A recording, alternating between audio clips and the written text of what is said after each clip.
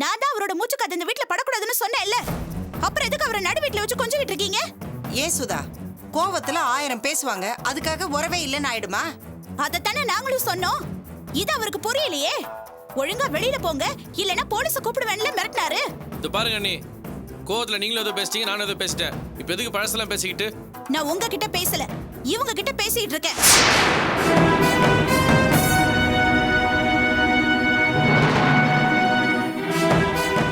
ஹாஸ்பிடல்ல இருந்து வந்ததும் என்ன சொன்னீங்க?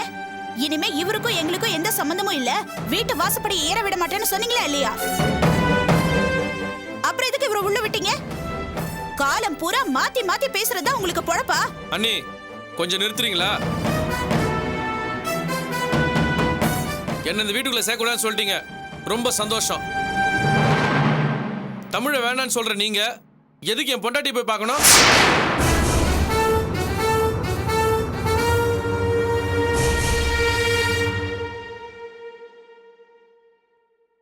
என்ன மட்டும் வேணான்னு சொல்லுவீங்க, ஆனா என் பொண்டாட்டி மட்டும் உங்களுக்கு வேணுமா?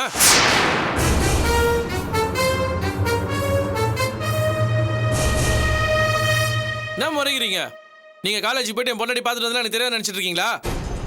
என்னடா சொல்ற? ஆமாம்மா, என்ன வீட்டுக்குள்ள வரக்கூடாதுன்னு சொல்ற இந்த நல்லவங்க காலேஜுக்கு போய் என் பொண்டாட்டியை பார்த்து பேசிருக்கிறாங்க. என்ன பேசுறாங்க தெரியுமா? சாரு துளசி என்னையும் பிரிச்சிருவாளாம், அதனால அவளை இந்த வீட்டுக்குள்ளே விடக்கூடாதான்.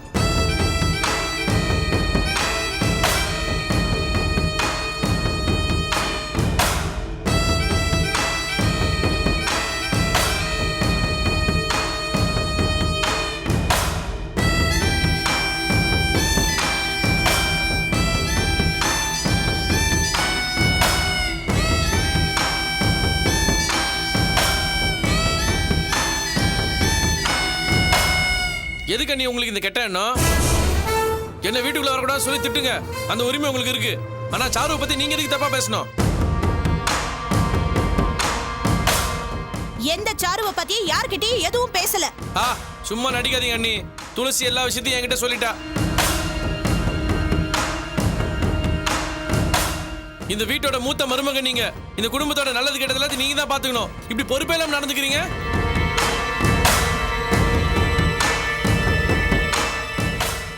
சரி விடுங்க. இவங்களுக்கு நான் இங்க வர்றது பிடிக்கலன்னு நினைக்கிறேன். என்னால எதுக்கு உங்களுக்குள்ள சண்டை? நான் கிளம்புறேங்க. வராத. ரொம்ப சந்தோஷம், சீக்கிரம் கிளம்பு. இங்க பாருங்க, உங்களோட சந்தோஷமும் இந்த குடும்பத்தோட சந்தோஷமும் தான் எனக்கு முக்கியம்.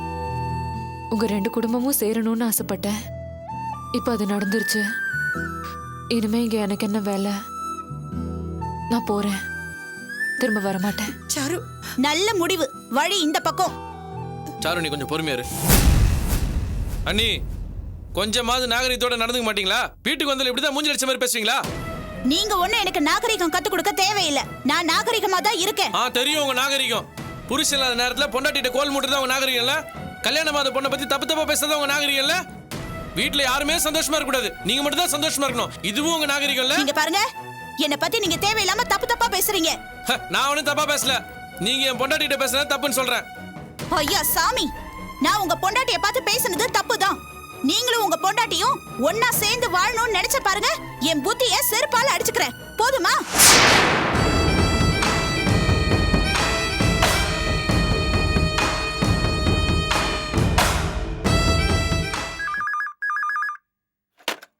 ஹலோ சித்தி, நான் துளசி பேசுறேன்.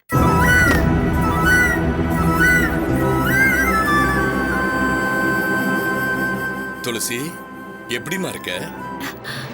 எப்படிப்பா நான் தான் பேசுறேன்னு கண்டுபிடிச்சீங்க? போன் எடுத்ததும் பேரை சொல்லிட்டீங்க.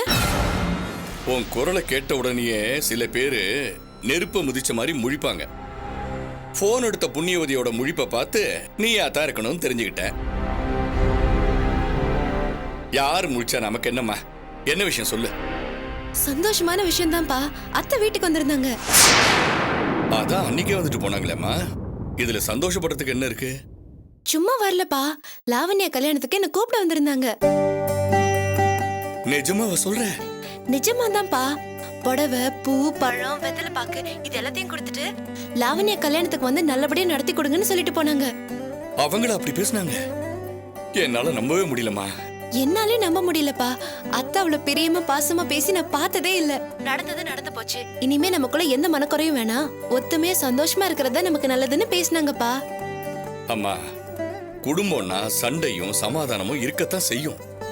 ஒரு நாள் கோவமா சண்டை போட்டாலும் அடுத்த நாள் சமாதானமா பேசுறவங்கள தான் மனுஷன்னு சொல்லுவாங்க.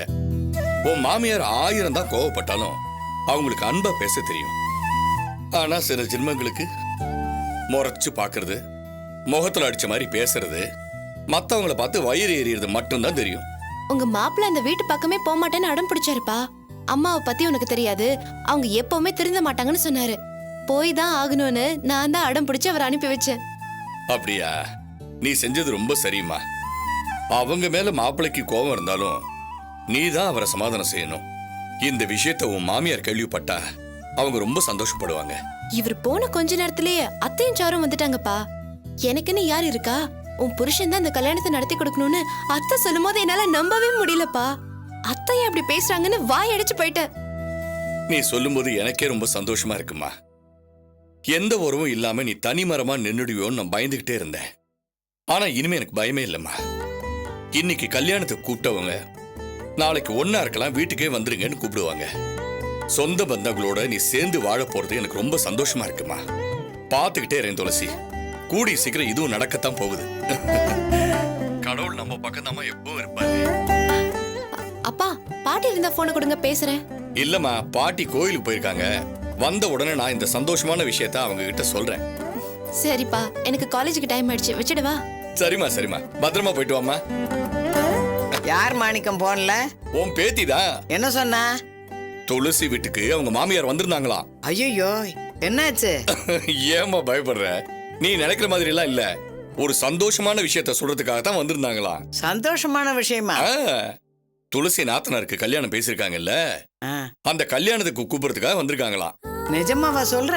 ஆமாம்மா, பட்டு புடவை எடுத்து கொடுத்து முறையா வீட்டுக்கு கூப்பிட்டுருக்காங்க. சில பேர் துளசிக்கு நல்லதே நடக்க கூடாதுன்னு நினைக்கிறாங்க. ஆனா இனிமே அவளுக்கு நல்லதுதான் நடக்கும். அந்த முருகனுக்கு தான் நன்றி சொல்லணும். இப்பதான் வேண்டிக்கிட்டு வந்தேன். அவன் பிரிஞ்ச குடும்பத்தை உடனே ஒண்ணு சேர்த்து வச்சுட்டான் பாரு. அம்மா, வேர்ல ஈரம் இருந்தா அந்த மரத்தை வெட்டினாலும் முளைக்கத்தான் செய்யும். பிறந்த வீட்டுல கிடைக்காத மரியாதை இனிமே அவளுக்கு புகுந்த வீட்டுல கிடைக்க போகுது. இவளுக்கு என்னாச்சு? வயத்தெரிச்சல். நமக்கு சாப்பாடு கண்ட உடனே பசி எடுக்கும்ல, அதே மாதிரி சந்தோஷமா யாராவது இருந்தா இவங்களுக்கு வயிறு எரியும்.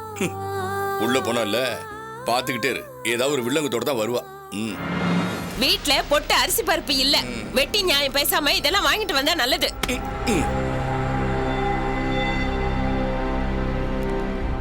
என்னப்பா அது? கட்டின புருஷன் குத்துக்கல் மாதிரி நிக்கும் போது செவத்தை பார்த்து பேசிட்டு போற.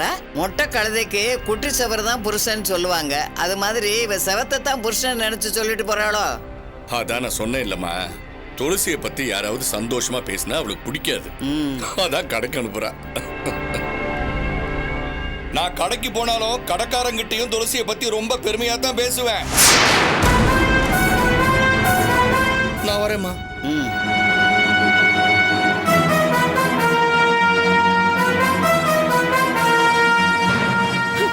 ஏண்டி, அன்பான மாமியாரை பத்தி அரை மணி நேரமா பேசுவ? காலேஜ்ல இதை விட அன்பான மாமியார் இருப்பாங்க. சீக்கிரமா போலாம். அடி வாங்குவ. வா.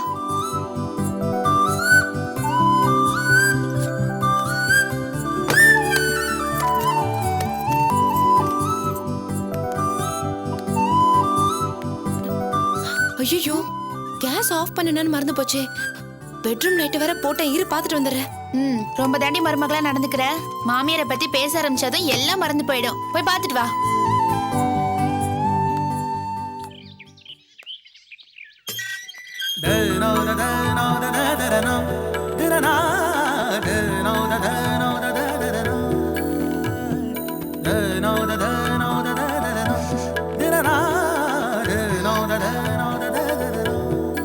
வாங்க சார், பார்த்து ரொம்ப வருஷம் ஆச்சு.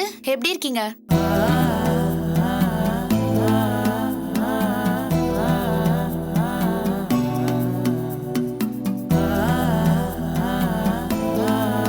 ஏன் நெஞ்சு பிடிச்சிட்டு நிக்கிறீங்க? வலிக்குதா? இல்லைங்க, தீபா, நான் உங்ககிட்ட ஆமா ஏன் தனியா நிக்கிறீங்க? வீட்ல யாரும் இல்லையா? என்னாச்சு உங்களுக்கு? ரொம்ப டென்ஷனா இருக்கீங்க. முன்ன மாதிரி நீங்க கலகலப்பா பேசுறதே இல்ல. கொஞ்சமா சிரிச்சு கொஞ்சமா பேசுறீங்க. என் மேல கோவமா இருந்தா சொல்லுங்க, பேசி தீர்த்துக்கலாம். ஐயோ, உங்க மேல கோவமெல்லாம் ஒண்ணும் இல்லைங்க. உங்ககிட்ட இத கொடுக்கலான்னு தான் வந்தேன். கேஸ் ஆஃப் பண்ணிட்டு தானே வந்திருக்கேன். வாங்க, எப்போ வந்தீங்க? இப்பதான் நீங்க கதவை பூட்டிட்டு இருக்கும்போது. நல்ல வேளை நீங்க வந்தீங்க. கஷ்டப்பட்டு இட்லிக்கு மாவு அரைச்சு இன்னைக்கு தான் செஞ்சு பார்த்தேன். பாட்டி சுடுற இட்லி பூ மாதிரி இருக்கு, நான் சுட்டா கல்லு மாதிரி இருக்கு. ஏனே புரியலையே. கல்லு மாதிரி இருக்கா? ஆமா, மாவு கரைக்கும் போது பேக்கிங் சோடா போட்டு கரைக்கணுமே, கரைச்சிங்களா? இல்லையே. அப்ப அப்படிதான் இருக்கும். தலையில பூ வச்சிருந்தா மட்டும் இட்லி பூ மாதிரி வராது. மாவு அரைக்கும் போதே பக்குவமா அரைக்கணும். அரிசி, உளுந்து, வெந்தயம், குஷ்பு மாதிரி இட்லி வேணும்னா ஜவ்வரிசி இதெல்லாம் சரியான அளவுல ஊற வச்சு பக்குவமா அரைச்செடுக்கணும். அரைச்ச மாவை அதிகமா புளிக்கவும் விடக்கூடாது, அதுக்காக புளிக்காமலும் இருக்கக்கூடாது. மாவை கரைக்கும் போது உப்பு, சோடாப்பு ரெண்டும் சரியான அளவுல சேர்த்து நல்லா நுரைக்க கரைக்கணும். நுரைக்க கரைச்ச மாவுல தான் இட்லி பூ மாதிரி வரும். சார், இப்போ சொல்றேன், உங்களை கட்டிக்க போற மகராசி கொடுத்து வச்சவ. என்னமா சமையல் குறிப்பு சொல்றீங்க? சொன்னா மட்டும் பத்தாது, செஞ்சு காமிக்கணும், அப்பதான் எனக்கு புரியும். நானும் வந்துடுறேன் சார். ஆட்டத்துக்கு என்னையும் சேர்த்துக்கோங்க. இந்தாங்க சாவி, கிளம்பலாமா?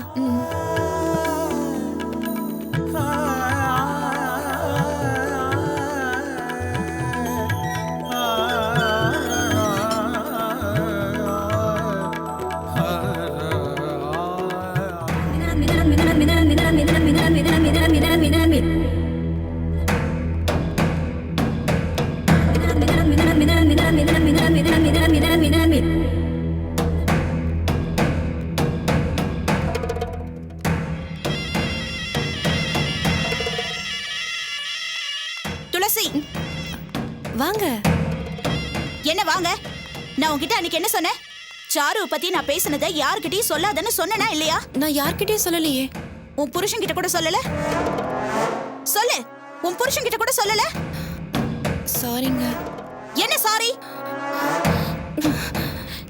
நீ யார்கிட்ட சொல்லக்கூடாதோ அவர்கிட்ட தான் அவசியமா சொல்லிருக்க.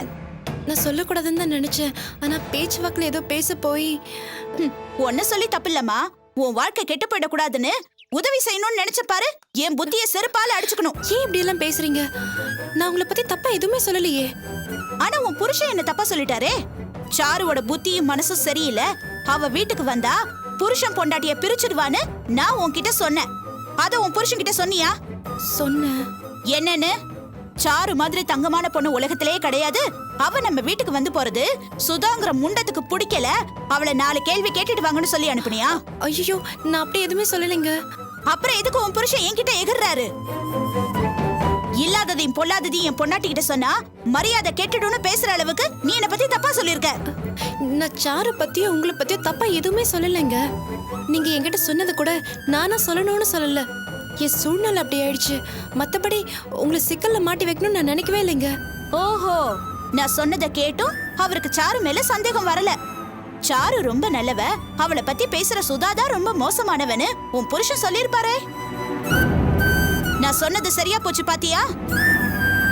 ஊமக்கோட்டான் சாரு ஊரையே கெடுப்பான்னு சொன்னா யாரும் நம்ப மாட்டாங்கன்னு சொன்னேன். உன் புருஷனே இதை நம்பல பாத்தியா? உன் புருஷனை விடு, நீயே அதை நம்பல.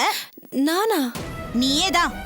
உன்னையும் உன் புருஷனையும் பிரிக்க அவ கள்ளத்தனமா நாடகம் ஆடுறான்னு நான் உன்கிட்ட சொன்னேன். சொன்னதை நம்பி இருந்தா அவ வர இடத்துக்கு உன் புருஷனை போக விட்டுருப்பியா? இப்ப அவளும் வேணா சாமி, நான் எதுக்கு அதெல்லாம் உன்கிட்ட சொல்லணும்? ஓ நல்லதுக்கு உள்ளத சொன்னா நீ ஓடி போய் உன் புருஷன் கிட்ட சொல்லுவ. அவரு வந்து என்ன மானங்கிட்ட கேள்வி கேட்பாரு. யாரு குடும்பம் பிரிஞ்சு எக்கெடு கெட்டு போனா எனக்கு என்ன? நான் உண்டு, என் வேலை உண்டுன்னு இருந்தா எனக்கு நல்லது. இங்க பாருங்க, என் மேல கோவப்படுறதுல எந்த நியாயமும் இல்ல. போதும் சாமி, உன் மேல எனக்கு எந்த கோவமும் இல்ல. அப்பாவி பொண்ணா இருக்கியேன்னு உதவி செய்யலான்னு நினைச்சேன். நான் அப்பாவி பொண்ணு கிடையாது, உள்வேலை பாக்குறவன்னு நீதான் எனக்கு புரிய வச்சிட்டியே. இன்னைக்கு அவ உனக்கு நல்லவளாதான் தெரியவா. ஆனா அவளால என்னைக்கு இருந்தாலும் நீ கஷ்டப்படதான் போற. அன்னைக்கு இந்த சுதா பேச்ச நம்பாம போயிட்டோமேனு வருத்தப்படதான் போற. என்ன துளசி, விஐபி வந்து பாத்துட்டு போறாங்க? என்ன விஷயம்? சமாதான தூதா? அதை ஏண்டி கேக்குற? சமாதானத்துக்கு வந்தாங்களா சண்டைக்கு வந்தாங்களான்னு ஒண்ணுமே புரியல. தலை சுத்துற அளவுக்கு கேள்வி கேட்டுட்டு போறாங்க. ஏன் நம்ம ஹெச்ஓடி மாதிரி கஷ்டமான கேள்வி ஏதாவது கேட்டாங்களா என்ன? விளையாடாத தீபா, நானே குழப்பத்துல இருக்க, நீ வேற கடுப்பேத்திக்கிட்டு. அவங்க அப்படி என்னதான் சொல்லிட்டு போனாங்க? சாரு ரொம்ப மோசமானவ, அத்தையோட சேர்ந்துக்கிட்டு பல பிரச்சனை பண்றா, வீட்டுக்கு வந்து அவங்க குடும்பத்தையே பிரிச்சிருவா, பார்த்து நடந்துக்கன்னு இவங்க சொல்றாங்க. அண்ணி ரொம்ப மோசமான ஆளு, பார்த்து நடந்துக்கன்னு என் வீட்டுக்காரர் சொல்றாரு. எனக்கு யார நம்புறதுன்னே தெரியல. அடச்ச, இத நினைச்சுதான் இவ்ளோ ஃபீல் பண்றியா? என்ன கேட்டா 2 பேருமே மோசமான ஆளுங்க, நம்பாதேன்னு தான் சொல்லுவேன். என்னடி அவங்க பேசிட்டு போனதை பார்த்தாதான் நீ வர ஆரம்பிச்சிட்டியா? யாரு நல்லவங்க கெட்டவங்கன்னு நமக்கு எப்படி தெரியும்? நான் தான் 2 பேரும் சரியில்லைன்னு சொல்றேன்ல. சாரு பத்தி உன் ஓரகத்தி சொன்னது உண்மையாதான் இருக்கும்னு எனக்கு தோணுது. அவ பாக்குற தினசு, பேசுற பேச்சு, நடந்துக்கிற விதம் எல்லாமே தப்பு. அவ உன் வீட்டு வாசப்படியை மிதிக்காம இருக்கிறதா உனக்கு நல்லது. அப்போ என் ஓரகத்தி சொல்றது சரிதானே? இவங்களையும் தப்பான ஆளுன்னு சொல்ற? ஓரகத்திய நல்லவங்கன்னு சொன்னா உனக்கு புத்தியே இல்லைன்னு அர்த்தம். உன் நல்லதுக்காக பாடுபடுறதா சொல்றாங்களே, கல்யாணம் புதுசுல என்ன பண்ணாங்கன்னு தெரியாதா?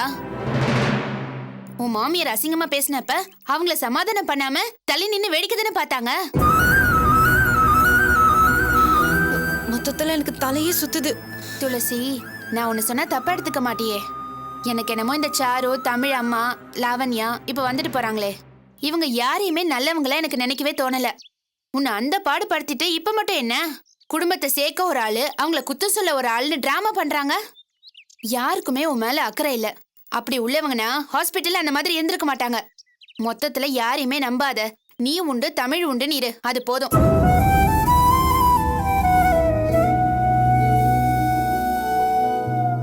சரி விடு, இப்பவே எல்லாத்தையும் நினைச்சு குழம்பிட்டு இருக்காத. வா கிளாஸுக்கு போலாம்.